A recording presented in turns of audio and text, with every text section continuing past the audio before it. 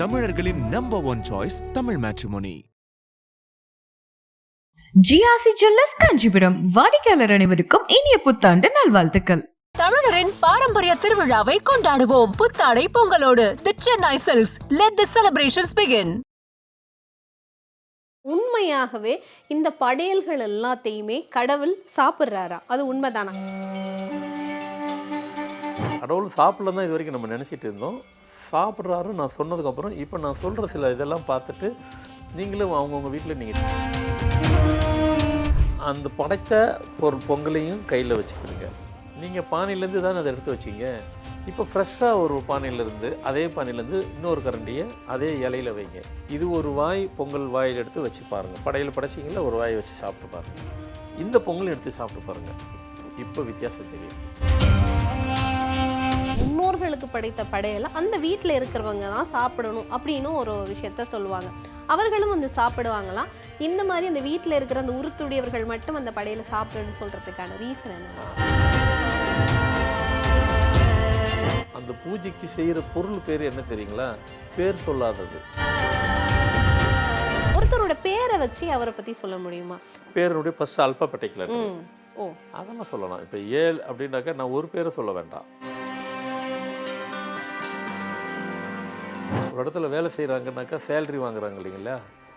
வேலை செஞ்சால் சேலரி வாங்கணும். அது அவங்களுக்கு கௌரவ பிரச்சனையாக பார்ப்பாங்க. சின்ன வயசுலேயே குறுகிய காலத்திலே வந்துட்டு மிக உயர்ந்த இடத்துக்கு போயிடுவாங்க. பிஸ்னஸ் மேன்லாம் பார்த்தீங்கன்னாக்கா டீயில் பேர்லாம் பார்த்தீங்கன்னா பெரிய அளவில் சாதிச்சிருப்பாங்க. 6 பேர் இருக்குது அப்படின்னு சொன்னாவே அவங்க கண்டிப்பாக பொது வாக்கில் கண்டிப்பாக இருப்பாங்க. பொது வாக்கில் நல்லா சொல்லுங்களேன், அரசியலே இருப்பாங்க. அதுவும் ஃபேமஸாக இருப்பாங்க. என்ன அவங்களுக்குள்ள ஒரு சின்ன ஒரு தடுமாற்றம் இருக்கும். இடையில கொஞ்சம் ஜேக்கு வந்துட்டு நல்ல உச்சத்துக்கு போவாங்க. ராக்கெட் மாதிரி நல்ல உச்சத்துக்கு போவாங்க. ஐபிசி பக்தி நேயர்களுக்கு இனிமையான நேரத்து வணக்கங்கள். இன்று நம்மோடு ஃபார்மட் நியூமராலஜியினுடைய தந்தை டாக்டர் மகாதன் சேகர் ராஜா ஐயா அவர்கள் இணைஞ்சிருக்காரு. அவர்கிட்ட நிறைய விஷயங்களை கேட்டு தெரிஞ்சுக்க போகிறோம். ஐயா வணக்கம். வணக்கம்மா. நிறைய கேள்விகள் மக்கள் மனதில் இருக்கு. என்ன அப்படின்னு சொன்னால், இந்த சாமிக்கு படையல் போடுறாங்க. குறிப்பாக எல்லாத்துக்குமே வந்து நம்ம சாமிக்கு படையல் போடுறோம். விரத நாட்களில் சாமிக்கு படையல் போடுறோம். எங்களுடைய மூத்தோர்களுக்கும் படையல் போடுறோம். இப்படியெல்லாம் நாங்கள் போடுற படையலெல்லாம் அதுவும் வித்தியாசமாக இதுக்கு இதுதான் படிக்கணும், இதுக்கு இதுதான் படிக்கணும், இதுக்கு இந்த காய்கறி படிக்கணும், இப்படின்லாம் ஒரு ஃபார்மேட் இருக்குது. அதே போல் ஒரு அதுக்குன்னு ஒரு சில விஷயங்களும் நம்ம வந்து ஃபாலோ பண்ணிட்டு இருக்கோம். அந்த வகையில் உண்மையாகவே இந்த படையல்கள் எல்லாத்தையுமே கடவுள் சாப்பிட்றாரா? அது உண்மைதானா? ஏன்னா நம்ம இறுதியில் படைச்சிட்டு என்ன பண்ணுறோம்னா நம்ம தான் அதை சாப்பிட்றோம். ஆனால் கடவுள் சாப்பிட்றதா நம்ம எப்படி நம்புறது? உண்மையாகவே கடவுள் இதை அருந்துகிறார்களா இல்லை உட்கொள்கிறாரா? அதை நம்ம எப்படி புரிஞ்சுக்க முடியுங்கய்யா? கடவுள் நல்லாவே சாப்பிட்றாரு. ஆமாம். சாப்பிடாமல் இருந்திருந்தால் நம்ம எப்படி வச்சுருப்போம் அப்படிங்கிறது நமக்குள்ளே நம்ம கேள்வி தான் கேட்குறோம். ஆனால் அப்படிலாம் உண்மையிலேயே எங்கேயும் கடவுளுங்க சாப்பிட்ருக்காரு. வச்சுட்டு படையல் போட்டு நீங்கள் சொன்ன மாதிரி நம்மளே தான் சாப்பிட்ருக்குறோம். ஒரு நாளும் கடவுள் சாப்பிடல. கடவுள் சாப்பிடல தான் இது வரைக்கும் நம்ம நினச்சிட்டு இருந்தோம். சாப்பிட்றாரு நான் சொன்னதுக்கப்புறம் இப்போ நான் சொல்கிற சில இதெல்லாம் பார்த்துட்டு நீங்களும் அவங்கவுங்க வீட்டில் நீங்கள் டெஸ்ட் பண்ணுங்க எப்படி. இப்போ கடவுளுக்கு நீங்கள் சொன்ன மாதிரி அந்தந்த வழக்கம். இப்போ ஏன் இப்போ இந்த பொங்கல் வரப்போகுது, பொங்கல் அன்றைக்கே பொங்கலே வைங்க. பொங்கல் படைச்சி தானே நம்ம அடுத்து நம்ம புத்தாடை உடுத்துறதெல்லாம் பொங்கலுக்கு படைக்க போகிறீங்க. ஒரு பொங்கலே நீங்கள் படையலில் பொங்கல் வைக்கிறீங்க. இந்த மற்ற இதெல்லாம் வைக்க போகிறீங்க, அதெல்லாம் இருக்கட்டும். பொங்கலே பேசுவோம்.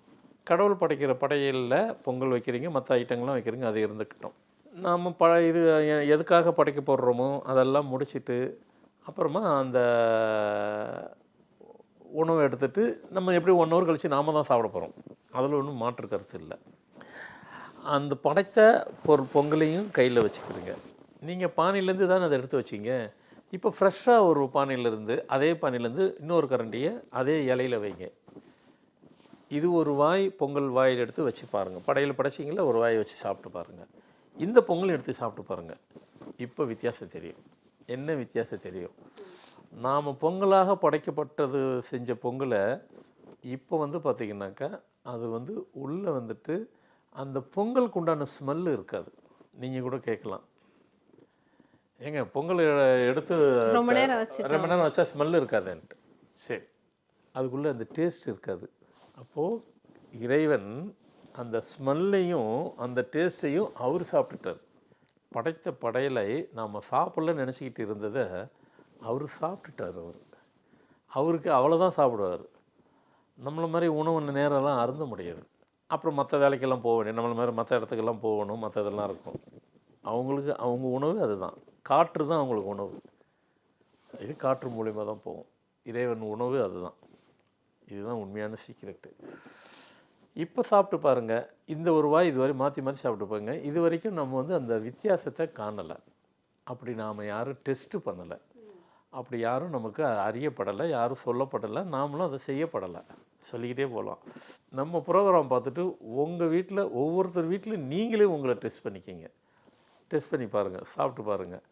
ஆமாம், கண்டிப்பாக நீங்கள் சொன்ன மாதிரி ஸ்மெல்லு இல்லை, பொங்கலுக்கு உண்டான ஸ்மெல் இல்லை, உள்ள டேஸ்ட்டே இல்லை. நீங்கள் செஞ்சு இன்னொரு பானையில் வச்சு ஒரு கரண்டி அதில் சாப்பிடும்போது அதே டேஸ்ட்டு அதே ஸ்மெல் இருக்குது. பொங்கல் என்ன இருக்குமோ அந்த இது இருக்குது, அதில் இல்லை. உடனே நீங்களும் கேட்டுறீங்க, எல்லோரும் கேட்பீங்க. இதெல்லாம் நீங்கள் டெஸ்ட் பண்ணி பார்த்தீங்களா என்ன கேட்கலாம். நான் பார்த்ததுனால தான் சொல்கிறேன். தெரியாமல் இது ஒரு நம்ம ஒரு ஒரு கேமராமேன் ஒரு நிகழ்ச்சியில் வந்து ஏதோ ஒன்று பேசுன்றதுனால இல்லை. ஒரு முறை இல்லை, பல முறை எனக்கு அது தெரியும். சரி, இது ஒரு பெரிய மேட்ரு இல்லை நான் நினச்சிக்கிட்டேன். ஆனால் நிறைய பேருக்கு இது தெரியாது. இல்லைங்க, ஆஸ்திரேலியாவிலேருந்து என்னை பார்க்கணும், நான் கோயில் கட்டியிருக்கிறேன், அதை பார்க்கணும். இதுக்கு என்ன இப்போ நிறைய பேர் வர ஆரம்பிச்சிட்டாங்க நம்ம கோயிலை பற்றி தெரியணும், பார்க்கணும், வரணுன்றதுக்கு. அப்படி வரவங்க நான் இந்த கேள்வி கேட்கணும், எனக்கு நீங்கள் இதுக்கு பதில் சொல்லுங்கள் அப்படின்றாங்க. ஆஸ்திரேலியாலேருந்து வந்து எனக்கு பிரமிப்பு போச்சு. என்ன இது ஏங்க, இது ஒரு இதாக நீங்கள் ஃபோனில் கேட்டால் சொல்லியிருப்பேன். இல்லை, கோயிலை பார்க்கணும், உங்களை பார்க்கணும், இந்த கேள்வி நேரில் கேட்கணும்னு கேட்குறாங்க. நான் பதில் சொன்னேன். ஏன் எங்களுக்கு சொல்கிற பதில் நீங்கள் சேனல் மூலிமா சொன்னால் உலகம் ஃபுல்லாக கேட்காங்க. ஓ ஆமாம், இல்லை நான் அதெல்லாம் பெருசாக எடுத்துக்கல, என்ன சொல்லுங்கன்னாங்க. அதுக்கப்புறம் தான் சொல்ல வந்தேன். அது எனக்கு தெரியும். இப்போ நீங்கள் எல்லோரும் உங்கள் வீட்டில் நீங்கள் டெஸ்ட் பண்ணி பார்க்கலாம். டெஸ்ட் பண்ணி பார்க்கும்போது இந்த வித்தியாசங்களை காணலாம். அப்போது உங்கள் வீட்டு படையலை உங்கள் வீட்டுக்கு வந்து இறைவன் சாப்பிட்டுட்டு தான் போகிறாரு. ஆனால் நீங்கள் செய்கிற படையல் ஆத்மாத்மாக இருக்க வேண்டும். ஆமாம், நம்ம வீட்டு குழந்தை கூட நீங்கள் சாப்பாடு வைக்கும்போது ஏதோ 2 வார்த்தை தெரியாதுன்னு திட்டிட்டு வச்சுங்களேன், சாப்பிடுமா குழந்தைக்கே சாப்பிடாது. அப்போ இறைவனுக்கு நீங்கள் ஆத்மாத்மா இருக்கணும். நிச்சயமா இருந்து செஞ்சு பாருங்கள், அது நடக்குதான்னு பாருங்கள். நடக்கும். ஏன்னா டெஸ்ட்டு நீங்கள் தான் பண்ண போகிறீங்க, நீங்கள் தான் சாப்பிட்டு பாருங்கள். தந்தும்போது அப்போ நம்ம வீட்டுக்கு இறைவன் வந்து தான் போகிறார் அப்படிங்கிறத உணர்வை நீங்கள் புரிந்து கொள்ள முடியும். இறைவன் இல்லை என்று சொல்வர்களுக்கும் இருக்கிறார் என்பது இதன் மூலமாகவும் நீங்களே அவங்கவுங்களே தெரிந்து கொள்ளலாம். இன்னொரு கேள்வி இந்த இடத்துல எனக்கு வருதுங்கய்யா. என்னன்னு சொன்னால், இப்போ நம்ம இறைவனுக்கு படைத்த படையல்கள் அதுக்கு ஈக்குவலான வந்து நம்மளுடைய முன்னோர்களுக்கும் மூத்தோர்களுக்குமே நம்ம படிக்கிறோம். அந்த இடத்துல ஒரு விஷயத்த சொல்லுவாங்க, படைத்த அந்த படையலை, அந்த முன்னோர்களுக்கு படைத்த படையலை அந்த வீட்டில் இருக்கிறவங்க தான் சாப்பிடணும் அப்படின்னு ஒரு விஷயத்த சொல்லுவாங்க. அவர்களும் வந்து சாப்பிடுவாங்களாம். இந்த மாதிரி அந்த வீட்டில் இருக்கிற அந்த உருத்துடையவர்கள் மட்டும் அந்த படையலை சாப்பிடணும்னு சொல்கிறதுக்கான ரீசன் என்னங்க? அதுதான் நல்ல கேள்வி. அதாவது இப்போது அது படைக்கிறது முன்னோர்களுக்கு, அதனால் அது இறைவன் சாப்பிட மாட்டார். இறைவனுக்கு முன்னோர்கள் வந்து சாப்பிடுவாங்களா? அதுதான் சொல்ல வந்தேன். அது படைத்தது முன்னோர்களுக்கு, அதை இறைவன் சாப்பிட மாட்டார். அந்த முன்னோர்களும் உங்கள் வீட்டில் வந்து செல்றாங்கன்னு முதல்ல உங்களுக்கு தெரிய வரணும்.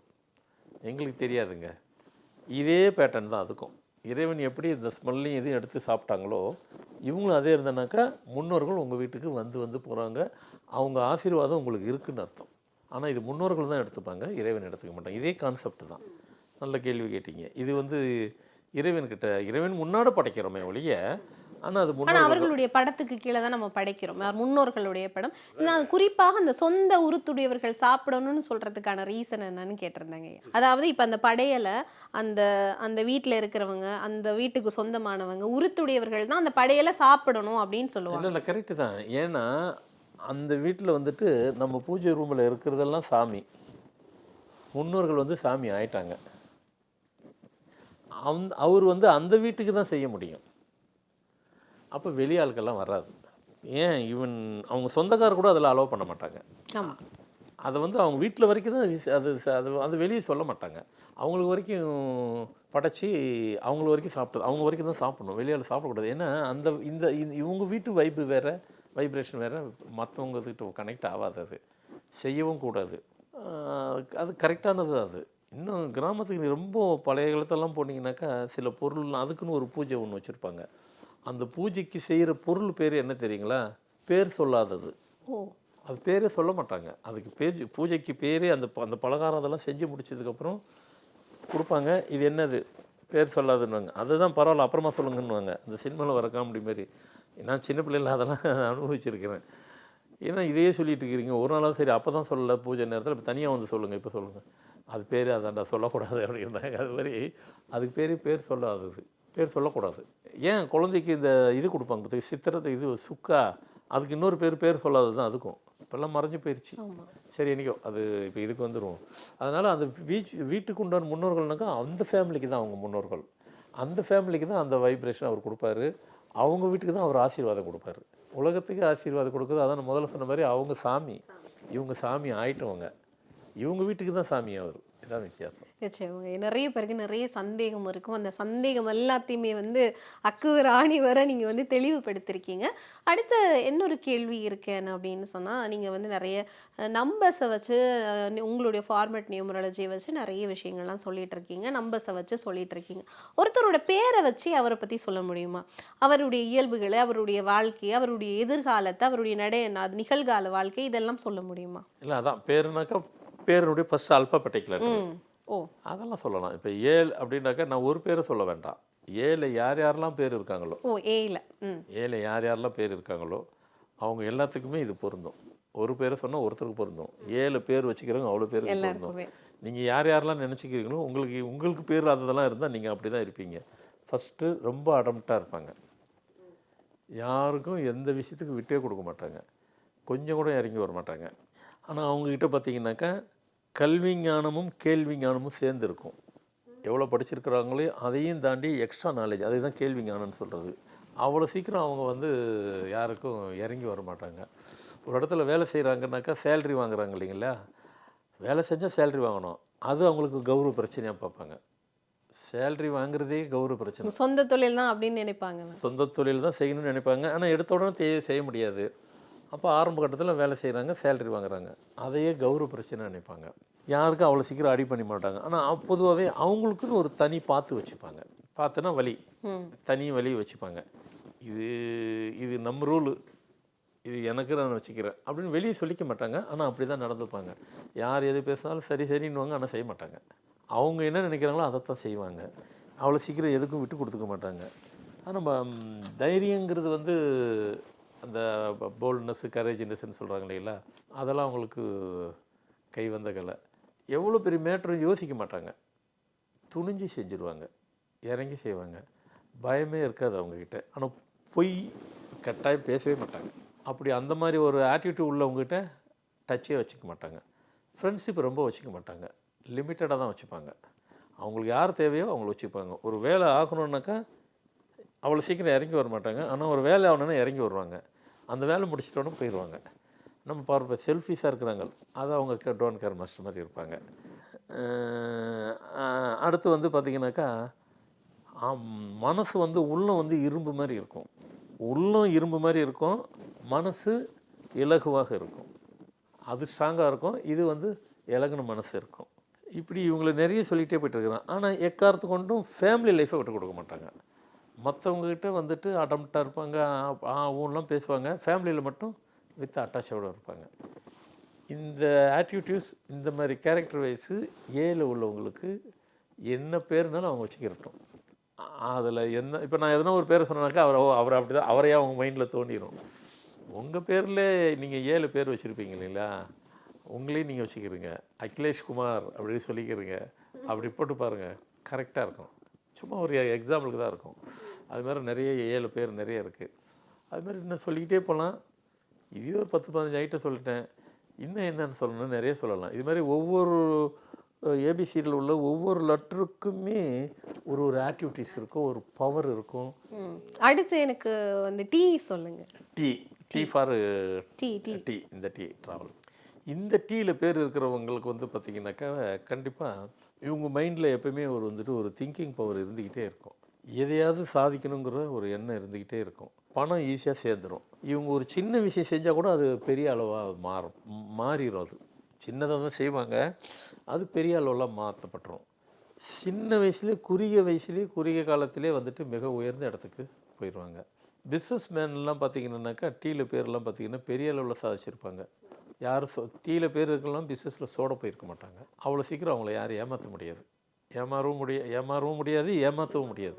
அவங்க ஏமாற மாட்டாங்க, ஏமாந்தும் போக மாட்டாங்க. பிஸ்னஸில் இப்போ கெட்டிக்காரராக இருப்பாங்க. இப்போ இந்த ராஜதந்திரியாக இருப்பாங்க. பிரெயினை எப்பவுமே வந்துட்டு அவங்கள அப்படி லேசாக டேப் பண்ணால் போதும். மார்க்கெட்டிங்கில் வந்து இவங்கள அடிச்சுக்கிறதுக்கு ஆள் இல்லை. அந்த அளவுக்கு மார்க்கெட்டிங் அவ்வளோ பண்ணுவாங்க. பிஸ்னஸை ரொம்ப ட்ரமெண்டஸமாக பண்ணுவாங்க. ஸோ எல்லாத்தையும் பேலன்ஸ் பண்ணக்கூடிய கெப்பாசிட்டி இருக்குது.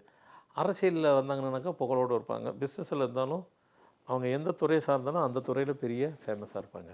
ஒரு காலம் எந்த சூழ்நிலையும் தோற்று போக மாட்டாங்க. லைஃப்பில் ஆரம்பத்துலேருந்து கடைசி வரைக்கும் ஜெயிச்சிட்டே தான் இருப்பாங்க. தோக்குறது அவங்க வாழ்க்கையில் ரொம்ப குறைவுன்னு கூட சொல்ல மாட்டேன். ஒரு சின்னதாக தான் இருக்கும். சின்ன கல் தடிக்கு விழுந்தால் என்ன வைப்பது, ஒன்றும் இல்லை, அதில் எழுந்திரிச்சு நின்றுருவாங்க. அதனால் பெருசாலாம் இருக்காது அவங்களுக்கு.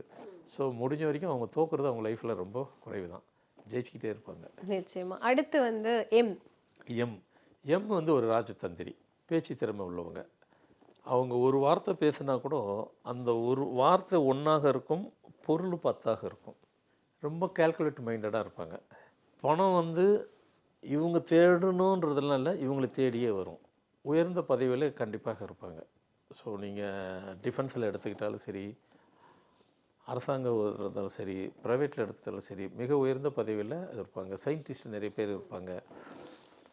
வந்துட்டு பேரில் வந்துட்டு சோட போகாத ஒரு லெட்ரு. எம்முக்குள்ளேயே நீங்கள் திருப்பி அதையே சொன்னீங்கன்னாக்கா ஒரு மந்திரத்தினுடைய சவுண்டு எம்முக்குள்ளே இருக்கும். அதனால எம் பேர் இருக்கிற ஒரு எல்லாமே இம்மு கூட சவுண்டு தான், மந்திர சவுண்டு தான். அது மந்திர சவுண்டு தான். அப்போ எம்மில் பேர் இருக்கிறவங்களுக்கு வந்துட்டு ஆன்மீக ஈடுபாடு அதிகமாக இருக்கும். ஸோ இதுமாரி சொல்லலாம், நிறைய சொல்லலாம். நிச்சயமா. அடுத்து ஆர் சொல்லிடுங்க. ஆறில் பேர் இருக்குது அப்படின்னு சொன்னாவே அவங்க கண்டிப்பாக பொது வாக்கில் கண்டிப்பாக இருப்பாங்க.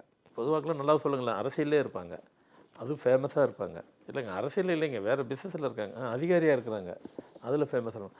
ஆறில் பேர் இருக்கிறவங்க யாருமே தோற்று போகல. ஆறில் பேர் இருந்ததுனாக்கா ஒன்று அவங்க வகிக்கிற துறையில் ஃபேமஸாக இருப்பாங்க, துறையை தாண்டி ஃபேமஸாக இருப்பாங்க, அந்த நாட்டை தாண்டி ஃபேமஸாக இருப்பாங்க. சில பேர் உலக புகழ்பெற்ற ஃபேமஸாக இருப்பாங்க. ஆறில் கண்டிப்பாக ஆறில் பேர் இருக்கிறவங்க ஒருத்தர் கூட சாதாரண ஆளாக இருக்க மாட்டாங்க. ஏங்க ஒன்றும் இல்லை, சாதாரண ஒரு இது இருந்ததுன்னா கூட அரசாங்கத்தில் இருக்கும்போது ஒரு சின்ன போஸ்ட் மாதிரி தான் இருக்கும், ஆனால் ஃபேமஸாக இருப்பார். அதனால் ஆறில் பேர் இருக்கிறவங்க நல்ல வசதியான இருப்பாங்க, ராஜ வாழ்க்கை வாழ்ந்துட்டு இருப்பாங்க. நிச்சயமாங்க. அடுத்து நிறைவா இன்னொரு லெட்டர் மட்டும் கேட்டுறேன். ஜே சவுண்டு வந்து பார்த்திங்கனாக்கா அவங்கள அறியாமல் வந்துட்டு அவங்களுக்குள்ள திறமை வந்துட்டு வளர்த்துக்கிட்டே இருக்கும். அது இவ்வளோ திறமை நமக்குள்ளே இருந்திருக்குதா அப்படின்னு அவங்களுக்கே தெரியாது, ஆனால் அவங்களுக்குள்ள அவ்வளோ திறமை இருக்குது. அது வர வர வர வர வந்துக்கிட்டே வர வர பார்த்திங்கன்னா ஒரு கட்டத்தில் அவங்கள வேறு கட்டத்துக்கு கொண்டு போயிடும். என்ன அவங்களுக்குள்ள ஒரு சின்ன ஒரு தடுமாற்றம் இருக்கும். இடையில கொஞ்சம் ஜேக்கு வந்துட்டு நல்ல உச்சத்துக்கு போவாங்க, ராக்கெட் மாதிரி நல்ல உச்சத்துக்கு போவாங்க. ஒரு சின்ன தடுமாற்றம் இருக்கும், விழுவாங்க, ஆனால் எந்திரிச்சிருவாங்க. கண்டிப்பாக விழுவாங்க, திருப்பி எந்திரிச்சிருவாங்க. பயமே இருக்காது. 7 பேர் இருக்கிறவங்க எதுக்கும் பயப்பட மாட்டாங்க. எவ்வளோ காரியனாலும் துணிஞ்சு செய்வாங்க. பயம் இல்லாத மனசு கொண்டவர்கள், எதையும் எதிர்கொள்கிறதுக்கு ரொம்ப துணிச்சல் மிக்கவர்கள். அதனால் ஜெயில் வந்துட்டு வாழ்க்கையில் தோற்று போக மாட்டாங்க, ஜெயிச்சுக்கிட்டே இருப்பாங்க. ஜெய்பார் ஜெயின் அப்படின்னு சொல்லிக்கலாம், இல்லை ஜெயினாவே வெற்றி தானே அப்படி சொல்லிக்கலாம். ஆனால் அது உண்மையும் கூட. ஏன்னா ஒரு ஒரு ஒரு இதை சொல்லும் போகும்போதே அதில் பாசிட்டிவ் எனர்ஜி உள்ளே இருக்கா இல்லையா அப்படின்னு பார்த்தோன்னா ஜெயில் அது உண்டு. நிச்சயமாங்க. அதை நிறைய பேர், அதாவது நம்ம ஒருவருடைய பேரை வச்சு அவருடைய வாழ்க்கை என்ன, அவருடைய வரலாறு என்ன, அவருடைய எதிர்காலம் என்ன, நிகழ்காலம் என்ன அப்படின்னு சொல்லி நிறைய விஷயங்கள் சொல்லியிருந்தீங்க. இதை கேட்டுட்டு இருக்கிற நேயர்கள் கூட ஆர்வமாக இருக்கலாம். என்னுடைய எழுத்துக்கு, என்னுடைய பெயர் ஸ்டார்ட் பண்ணுற எழுத்துக்கு என்ன, அந்த லெட்டர்ஸுக்கு என்ன விஷயங்களெல்லாம் இருக்கும் அப்படின்றத நம்ம தொடர்ந்து அடுத்தடுத்த காணொளிகளில் வந்து அதை தொடர்ந்து நம்ம அவர்களுக்காக கொடுக்க இருக்கிறோம். நீங்களும் அதை சொல்லுவீங்க அப்படின்னு சொல்லி நானே நம்புகிறேன். இந்த நேரத்துக்கும் இந்த நேர்காணலுக்கும் ரொம்பவே நன்றிங்க ஐயா. வணக்கம்மா.